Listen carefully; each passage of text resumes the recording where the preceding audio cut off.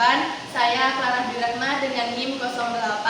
Saya Suci Kurniawati dengan NIM 77.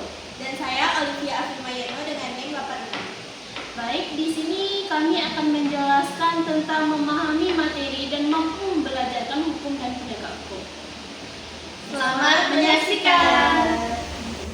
Baik, di sini saya akan menjelaskan tentang memahami materi dan mampu membelajarkan hukum dan penegak hukum. Yang pertama ada hukum dan penegak hukum, yaitu ada norma, pedoman tingkah laku manusia dalam kehidupan bermasyarakat. Yang ada pun jenis-jenis norma. Yang pertama norma agama, aturan yang berasal dari ajaran Tuhan. Yang kedua norma kesusilaan, aturan yang berasal dari hati nurani.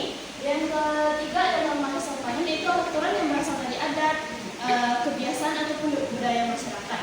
Yang keempat ada norma adat. Yang selanjutnya ada hukum, yaitu tata tertib masyarakat yang bersifat mengikat dan memiliki sanksi.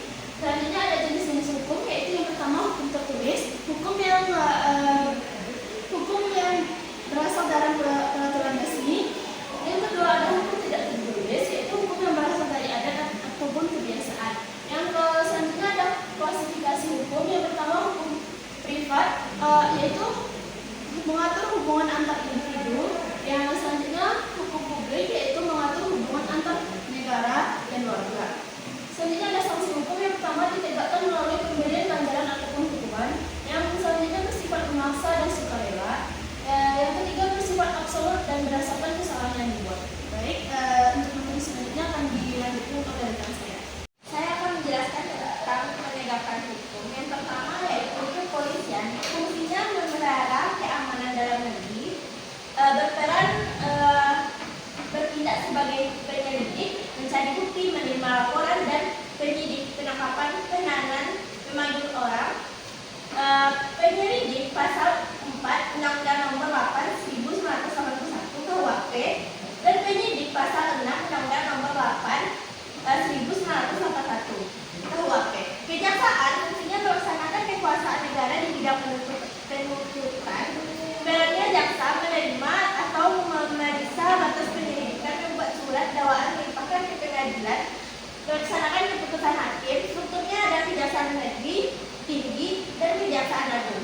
Kehakiman pengadilan fungsinya adalah menyelenggarakan peradilan, mengadili berdasarkan asas bebas, jujur dan tidak memihak. Kewajiban hakim mengadili setiap perkara, boleh menemukan atau membentuk hukum melalui penafsiran. Badan pengadilan terbagi menjadi dua, yaitu peradilan umum dan peradilan khusus. Penasehat hukum fungsinya memberikan bantuan hukum, usaha pembelaan diri. Haknya berhak menghubungi atau berbicara dengan tersangka sejak saat ditangkap atau ditahan pada semua tingkat pemeriksaan.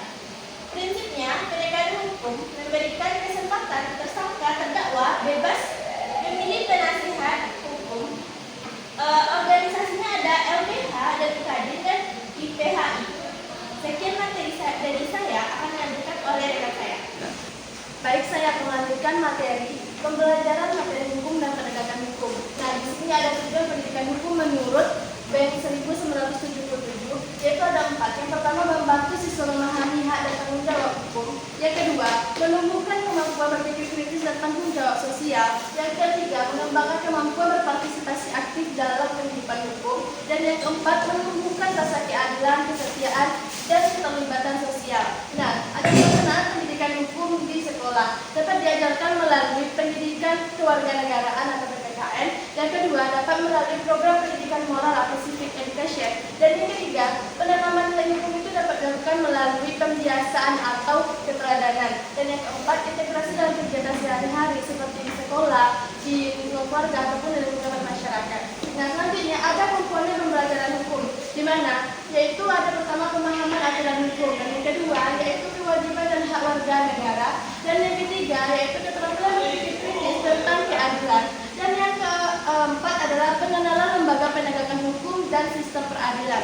Nah, ada selanjutnya prinsip pembelajaran hukum mengacu pada taksonomi Bloom dan Rudolph. Itu ada yang pertama berjenjang dari mudah ke kompleks, dan yang kedua yaitu mengembangkan kemampuan berpikir kritis dan kreatif, dan yang ketiga yaitu melatih penilaian moral dan pengambilan keputusan diri. Nah, sekian penjelasan dari saya tentang